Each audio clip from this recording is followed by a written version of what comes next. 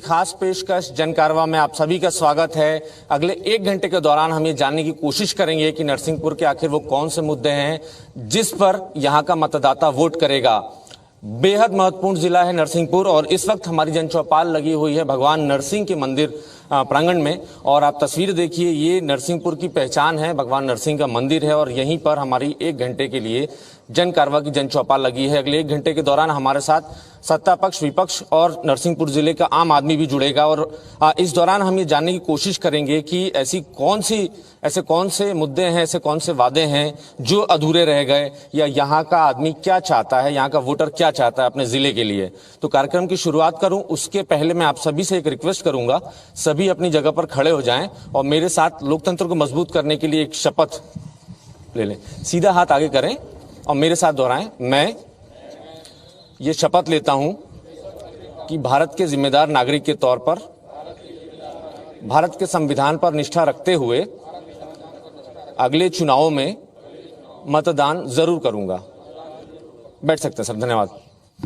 चलिए कार्यक्रम की शुरुआत करते हैं। मेरे साथ कई सारे लोग जुड़े हैं, उनसे शुरू करते हैं जो नरसिंहपुर के हैं। आप ये बताइए कि 3 महीने बाद चुनाव है, क्या लग रहा है नरसिंहपुर जिले का सबसे बड़ा मुद्दा क्या होने वाला है? नरसिंहपुर जिले का सबसे बड़ा मुद्दा है बेरोजगारी। केवल नरसिंहपुर नहीं, देश और प्रदेश में देख लें अपन, बेरोजगारी प्रतिदिन बढ़ती जा रही है। आए दिन घोटालों की खबर आ रही है। अभी पटवारी भर्ती परीक्षा घोटाला हुआ। आप रोज अखबार उठा के देख लें, एक नया घोटाला शिवराज सरकार की निकल के आता है। मेरे साथ कुछ और युवा जुड़ रहे हैं, उनसे बात कर लेते हैं। बेरोजगारी की क्या स्थिति है? रोजगार के संसाधन है नरसिंहपुर में, ऐसा लगता है आपको? नरसिंहपुर में बिल्कुल संसाधन नहीं है। एकमात्र एनटीपीसी हमारे यहाँ पर संसाधन का साधन आया था, उसमें भी जिले के युवाओं को रोजगार नहीं दिया गया। यहाँ पर लगातार जो जनप्रतिनिधि चुन के जा रहे हैं उनके द्वारा भी युवाओं के लिए कोई पहल नहीं की जाती। लगातार यहाँ के छात्र भी कोई भी हायर एजुकेशन के लिए उनको भोपाल, इंदौर या दूसरे प्रदेश में जाना पड़ता है। इसके लिए यहाँ के जनप्रतिनिधि कभी कोई ऐसा नहीं करते, ना सोचते हैं कि हमको यहाँ के युवाओं को यहीं पढ़ाना चाहिए, यहीं रोजगार देना चाहिए। चलिए मेरे साथ कई सारे युवा जुड़ रहे हैं, उनसे बात कर लेते हैं। आपको क्या लगता है कि रोजगार के मौके क्यों नहीं है नरसिंहपुर में? नरसिंहपुर में रोजगार के मौके मुख्य रूप से इसलिए नहीं है कि यहाँ ना मेडिकल कॉलेज है, ना इंजीनियरिंग कॉलेज है, ना ही रोजगार के लिए ना कोई फैक्ट्रियां हैं, ना ही सरकार इस विषय में सोचती है, ना ही रोजगार के लिए, स्वरोजगार के लिए भी ऋण आसानी से नरसिंहपुर में नहीं मिलता है। आप क्या मानते हैं, रोजगार के मौके नहीं होने के पीछे बड़ी वजह क्या है? यहाँ की जनप्रतिनिधि जो कुछ नहीं करना चाहते हैं। बड़े बड़े जैसे यहाँ पे आप देखें तो बहुत कुछ उद्योग हो सकते हैं, मगर यहाँ से कुछ नहीं करना चाहते। जैसे लोग बेरोजगार हैं यहाँ पे। चलिए ये बड़ी बात निकल कर आई है कार्यक्रम की शुरुआत में ही। बेरोजगारी बड़ा मुद्दा है और यहाँ का युवा चाहता है कि नरसिंहपुर के युवाओं को, जो शिक्षित युवा हैं, उनको रोजगार मिले। मेरे साथ कांग्रेस के भी लोग हैं, बीजेपी के लोग भी हैं। पहले कांग्रेस की तरफ चलते हैं, उनसे बात कर लेते हैं। सर, बेरोजगारी आपने सुना बड़ा मुद्दा है, यहाँ का युवा चाहता है कि उसको रोजगार मिले, उसको दूसरे शहरों में या दूसरे प्रदेशों में न जाना पड़े। देखिए, यहाँ सबसे पहले तो ये बात है कि कोई भी नई संस्था नहीं खुल पाई। स्वर्गीय मुशर्रफ साहब की निधन के बाद यहाँ कोई भी ऐसी नई संस्था नहीं खुली जिसके कारण यहाँ शिक्षा का या अन्य चीज़ों का विस्तार हो सके। एनटीपीसी भी स्वर्गीय मुशर्रफ साहब के ज़माने में ही अलॉट हुआ था और उसके बाद वहाँ भी नरसिंहपुर जिले के लोगों के बजाय अन्य लोगों को काम ज़्यादा दिया गया। वहाँ ज़्यादातर लोग ग्वालियर या अन्य संभागों के आए हुए हैं। उसके बाद जब नरसिंहपुर की बात आती है तो नरसिंहपुर के जो मूल कृषि आधारित उद्योग हैं, यदि उन्हें व्यवस्थित रूप से यदि चालू किया जाए तो नरसिंहपुर का युवा बेरोजगार नहीं। इसमें दिक्कत क्या थी सर? 1.5 साल तो आप लोगों की भी सरकार रही। देखिए, 1.5 साल का समय बहुत मामूली समय होता है। चलिए, 1.5 साल नहीं है, 15 महीने हैं। 15 महीने की सरकार में माननीय कमलनाथ जी ने जितने काम किए हैं वो अपने आप में उल्लेख। नरसिंहपुर के लिए क्या किए हैं, कुछ बता दीजिए। नरसिंहपुर के लिए भी कमलनाथ जी ने उस समय जो योजनाएं लाए थे वो सारी की सारी योजनाएं शिवराज सरकार ने सरकार पर डाका डालकर उनको हाईजैक कर लिया। ठीक है सर, बेरोजगारी बड़ा मुद्दा है। आपने युवाओं को सुना, उनकी मांग है कि हमें कम से कम नरसिंहपुर के बाहर ना जाना पड़े, यहीं हमें रोजगार मिले। तो दिक्कत कहाँ आ रही सर? 1.5 साल आप लोग की भी सरकार रही, 2003 से 13 तक दिग्विजय सिंह की सरकार थी। देखिए, आपने पूछा इनसे साहू जी से कि नरसिंहपुर में 15 महीने में कमलनाथ जी ने क्या उपलब्धि दी। ये जो शॉपिंग कॉम्प्लेक्स आप देख रहे हैं वो कमलनाथ जी भूमि पूजन करके गए थे और उसके बाद जो सरकार रही तभी शॉपिंग कॉम्प्लेक्स बना, जो कि मेन समझ लो मुख्य जगह पर बना है सुभाष पार्क पर। ये कमलनाथ जी की देन है। और बाकी तो ऐसा है 15 महीने बहुत कम समय होता है। जब भी उन्होंने कम से कम ने जब 30-40 तो गौशालाएं बनवाई, जो करीबन 30-40 लाख की गौशालाएं हैं नरसिंहपुर जिले में। जी ठीक है, 3 महीने बाद चुनाव है, युवाओं को क्या आश्वासन देगी कांग्रेस? नरसिंहपुर की बात अगर मैं करूं, जैसे आप लोग ये दावा कर रहे हैं कि बेरोजगारी है, तो क्या कांग्रेस के पास विजन है कि 3 महीने बाद जब हमारी सरकार अगर आ जाती है तो हम कैसे रोजगार दे पाएंगे? चूंकि यहाँ सभी जानते हैं नरसिंहपुर जिले की पृष्ठभूमि को, यह एक कृषि प्रधान जिला है, तो निश्चित तौर पर अगर कमलनाथ जी की सरकार मध्य प्रदेश में आती है तो हम यहाँ पर कृषि आधारित उद्योगों की स्थापना करेंगे और उसके माध्यम से युवाओं को रोजगार देने का काम करेंगे। इनके जैसा झूठा वादा नहीं करेंगे कि हम किसानों की आय दोगुनी कर देंगे और आज बदहाल जीवन किसान नरसिंहपुर जिले का जीने को विवश है। यह आप किसी से भी पूछ सकते हो। और यह जन कारवां जो यहाँ से जो आपने चालू किया है, तो मैं समझता हूँ कि यह मंदिर प्रांगण में ना होकर अगर जो एतवारा बाजार पानी की टंकी के पास होता तो नगर का विकास भी आपको समझ में आ जाता। नगर का विकास हम देख चुके हैं। मेरे साथ भारतीय जनता पार्टी से तमाम लोग हैं। सर, सुना आपने, बेरोजगारी बड़ा मुद्दा है, 3 महीने बाद चुनाव है, क्या आश्वासन देंगे कि यहाँ के युवाओं को रोजगार मिलेगा? पहले तो मेरे छोटे भाई ने भी बहुत अच्छी बात की, धन्यवाद देना चाहूँगा कि यह जिला कृषि प्रधान, उन्होंने माना कि यह जिला कृषि, जो भी रोजगार दिए जाएंगे वो कृषि पे आधारित ही दिए जाएंगे, तभी हम सरवाइव कर पाएंगे, विकास कर पाएंगे।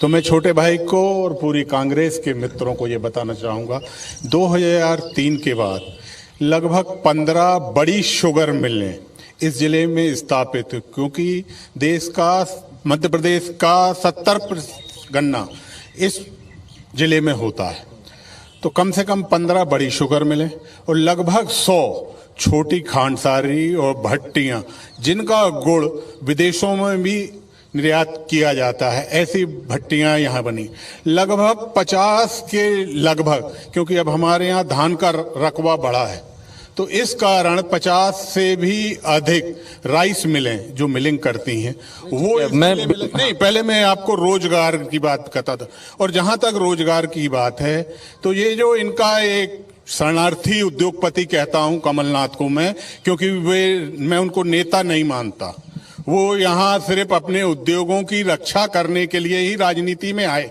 1980 में जो तत्कालीन प्रधानमंत्री, मैं बेरोजगारी पे बात करना सुन लें, तो आप सर इतना बड़ा भाषण दे रहे हैं। मुख्य मुद्दा कमलनाथ है। कमलनाथ, मैं बेरोजगारी की बात कर रहा हूं। मैं चाहता हूं कि बीजेपी कोई आश्वासन दे। बेरोजगारी पर ही आ रहा हूं। कमलनाथ के जिले के लोगों को रोजगार हम प्रदान करते हैं, वहां से मजदूर हमारे यहाँ आते हैं सैकड़ों हजारों की तादाद में। आप किसी दिन सवेरे जाइए सुभाष पार्क के यहाँ मजदूरों का बाजार लगता है, वहां कम से कम आपको 500 मजदूर प्रतिदिन हो अपना छिंदवाड़ा जिले का मिलेगा। ठीक है, आप बताइए क्या आश्वासन देंगे नरसिंहपुर के युवाओं को कि सत्ता में अगर लौटते हैं तो बेहतर मौके मिलेंगे? नहीं, वो तो निश्चित रूप से अभी भी युवाओं को बेहतर मौके मिल रहे हैं। और आपके सामने आपके जनकारवा में जो बेरोजगारी का मुद्दा आया वो युवाओं का नहीं है।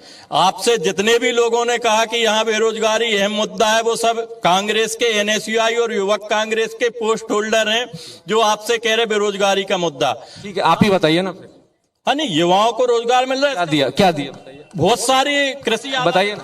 यहाँ पे शुगर मिले हैं, शुगर मिलों में आप जाइए। शिक्षित युवा को रोजगार के क्या मौके भारतीय जनता पार्टी की सरकार ने नरसिंहपुर में दिए हैं? 2-3 नाम बता दीजिए। नहीं, बहुत सारे रोजगार युवा है ही नहीं आपके पास, कोई जवाब है ही नहीं आपके पास। सर आप बताइए। जी देखिए, कोई भी रोजगार जो है, हम ये उम्मीद करें कि इसी शहर में ही रोजगार मिले, ये कोई विषय नहीं है। जैसा कि मुद्दा आया कि हायर एजुकेशन यहाँ होना चाहिए, निश्चित रूप से एग्रीकल्चर कॉलेज के लिए हमारी कार्य योजना हो गई है, लेकिन समय अवधि के कारण वह पूर्ण नहीं हुई है। अगली हमारी सरकार में कृषि का विश्वविद्यालय जो है, विश्वविद्यालय नहीं विद्यालय तो यहाँ स्थापित होगा ही। दूसरा मेरा ये कहना है कि जो हायर एजुकेशन का है, निश्चित रूप से हम बड़े शहर में ही इनको रोजगार उपलब्ध करा सकते हैं। ये आज हमारी सरकार है, अगर आप ये हम पे आरोप लगाओ कि यहाँ से रोजगार नहीं मिला, कल आपकी भी सरकार थी, उस समय भी कोई रोजगार नरसिंहपुर प्रॉपर में हम नहीं दे सकते, इसलिए कि हमारे यहाँ कोई मेडिकल या इंजीनियरिंग का या कोई बड़े इंस्टीट्यूट, बड़ी कोई इंडस्ट्रीज ऐसी नहीं है, तो हमें कहीं ना कहीं जाना ही पड़ता है। बिल्कुल, जवाब इस तरीके से होना चाहिए सर। कोशिश की जा रही है, आगे मौके मिलेंगे। मेडिकल कॉलेज की मांग बड़े लंबे अरसे से चल रही है कि नरसिंहपुर को मेडिकल कॉलेज मिले। जिला अस्पताल की स्थिति भी नाजुक है।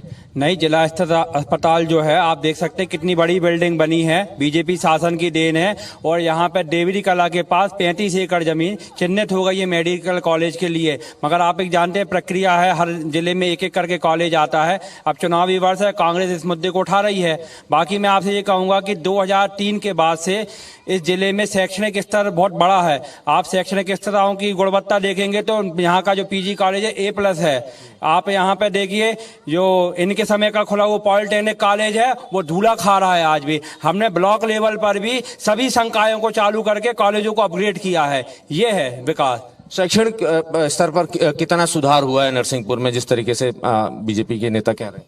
शैक्षणिक स्तर पे जो सुधार जिस रेट से होना चाहिए था वो रेट से सुधार हुआ नहीं। आप ग्लोबलाइजेशन की बात कर रहे हैं आज की डेट में, और जिस तरीके से भारत आपने आने वाले समय में आगे बढ़ने की उम्मीद में है या जिस रेस में है, उस रेस में आपने अपग्रेड कहाँ कर रहे हैं?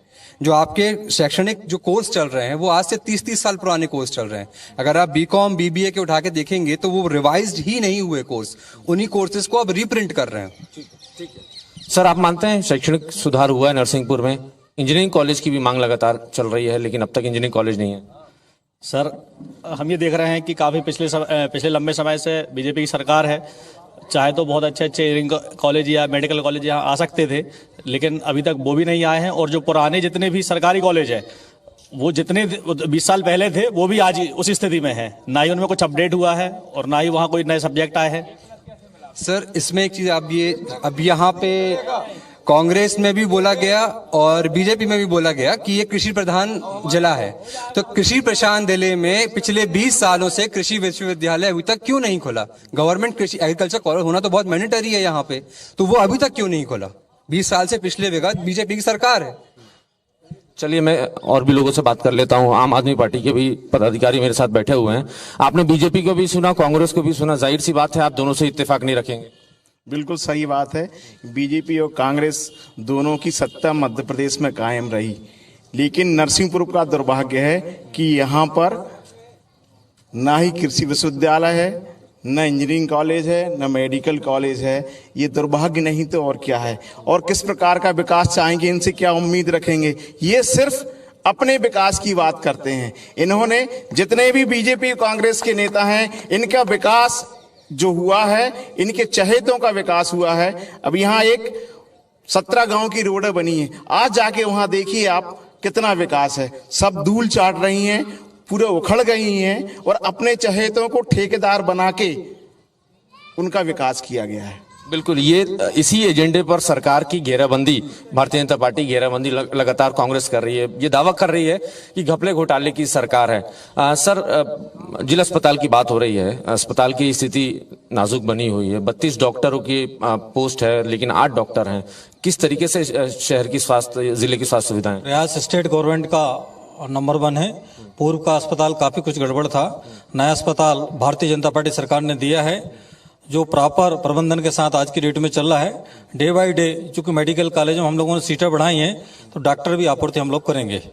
प्रबंधन गांव-गांव तक स्वास्थ्य का हम लोग अच्छा करने का प्रयास कर रहे हैं। चलिए सरकार प्रयास कर रही है, आपको क्या लगता है? जो स्वास्थ्य सुविधाएं हैं उसको ठीक करने, दुरुस्त करने का प्रयास लगातार सरकार कर रही है। कोई व्यवस्थाएं नहीं है। अभी जो है, रात में आप चले जाएं, किसी को हार्ट अटैक हो जाए या हार्ट आउट हो जाए, तो कोई व्यवस्था नहीं है। रात में जो है लोग जो है जबलपुर जाएं या फिर दूसरी हॉस्पिटलों में जाएं। अभी आप देखें बर्मान में एक भी डॉक्टर वर्तमान में वहां नहीं पहुंचता। अभी मेरे पास 4 दिन पहले वहां से लोगों ने शिकायत की कि वहां कोई डॉक्टर पोस्टेड है पर जा नहीं रहा है वहां पर। चाहे आप करेली में जो है वहाँ महिला डॉक्टर होना चाहिए प्रसूति के लिए, तो महिला डॉक्टर नहीं है। तो सरकार जो है ये हर मामले में फेल हो चुकी है, व्यवस्थाएं नहीं दे पा रही है। चलिए, मैं बात कर लेता हूं। कह रहे हैं सरकार का सिस्टम जो है वो फेल हो चुका है। सरकार का कोई सिस्टम फेल नहीं हुआ है। सरकार निरंतर विकास कर रही है। अभी जिला चिकित्सालय की बात हो रही थी। 2003 में जिला चिकित्सालय में 4-5 प्रकार की गोली मिलती थी, सिर्फ वो भी डिब्बे में कागज में पुड़िया बनाकर देते थे। आज जिला चिकित्सालय में एक्सरे की व्यवस्था है, डायलिसिस की व्यवस्था है, सीटी स्कैन की व्यवस्था है, पूरी पैथोलॉजी है, सभी प्रकार के ब्लड टेस्ट वहां निःशुल्क होते हैं। सिवाय डॉक्टर के, डॉक्टर भी हैं और मेडिकल कॉलेज निरंतर बढ़ाकर डॉक्टरों की संख्या भी बढ़ाई जा रही है। 2003 के पहले जिला चिकित्सालय में एक कच्ची बिल्डिंग थी। आज देखिए आप कितनी बड़ी बिल्डिंग है, कितनी अच्छी रहने की वहां व्यवस्था है। 500 प्रकार की दवाइयां वहां मेडिकल स्टोर से फ्री ऑफ कॉस्ट मिलती हैं। इसके साथ आप जिले की मातृ मृत्यु दर देखो, हमारी 108 जो एम्बुलेंस है, जननी एक्सप्रेस है, गांव-गांव से जाके हमारी बहनों को जो प्रसव पीड़ा से पीड़ित रहती हैं उनको जिला चिकित्सालय में भर्ती कराती है। मातृ मृत्यु दर में नरसिंहपुर जिला लगभग शून्यता की ओर है। ये हमारे विकास का 20 साल का काम है। बिल्कुल बिल्कुल, ये विकास का मॉडल है जी। आप जो अस्पताल की बात कर रहे हैं मेरे मित्र कांग्रेसी, SNCU वार्ड जो बच्चों का है, आसपास के 4-6 जिलों में नहीं है जितनी अच्छी व्यवस्था यहाँ पे। रायसेन, होशंगाबाद, यहाँ छिंदवाड़ा तक के लोग यहाँ पे बच्चे लेके आते हैं, अपने बच्चों को भर्ती करते हैं। आप इस सत्य को स्वीकार करिए। चलिए, मेरे साथ और भी लोग जुड़े, बताइए। इस कार्यक्रम की शुरुआत ही आपने बेरोजगारी से की थी, तो बेरोजगारी का जो सवाल है वो बेरोजगार में रोजगार कितना कौन ये अलग बात है, लेकिन हम लोग यहाँ पिछले 16 दिन से हड़ताल पर बैठे हैं। जिनको रोजगार मिला हुआ है उनकी आप बात अगर सुने तो हम लोगों को जो रोजगार मिला है उसमें मात्र 5,000, 6,000, 7,000 इस वेतन के आधार पर हम लोग काम कर रहे हैं। पिछले 17 दिन से हड़ताल पे हैं और हम लोग, हमारे जो प्रदेश के मुखिया हैं, आप लोग ताली न बजाएं, आप लोग भी 18 महीने रहे थे, इनने भी नहीं सुनी हम लोगों की बात। तो आप लोग ताली मत बजाइए। आप लोगों ने भी बात नहीं सुनी, आप लोगों ने हमारी बात नहीं सुनी। लेकिन हमारा जो मुखिया है, वर्तमान में जो सरकार है, उनसे हमारा ये निवेदन है कि जैसे दूसरे कर्मचारियों की आप महापंचायत बुला रहे हैं, हम लोगों की महापंचायत बुलाएं। हम लोगों की बात, लोगों को बड़ी उम्मीदें हैं महापंचायत की। सर, माननीय मुख्यमंत्री जी से हमारा अनुरोध है कि 5-6 हजार में आज की महंगाई में, जिस तरह की प्रदेश में महंगाई है देश में, उस हिसाब से 5-6 हजार में कर्मचारियों का पूरा नहीं होगा। कम से कम हमारी तरफ भी देखें, 10-15 सालों से हम लोग सहकारिता समिति के कर्मचारी हैं, कमीशन के रूप में मिलता, मानदेय की मांग रखी है हम लोगों ने। हड़ताल पर भी हैं। अभी आप लोग हड़ताल पे हैं, क्या उम्मीद रख रहे हैं कि 3 महीने का समय है, ये सही मौका है? सरकार से उम्मीद है कि हमारी जो मेहनत चल रही है उस पर थोड़ा कायम रहना चाहिए। काम ज़्यादा करना पड़ता है, वेतन संबंधी विसंगति बहुत ज़्यादा, उसमें शोषण हो रहा है।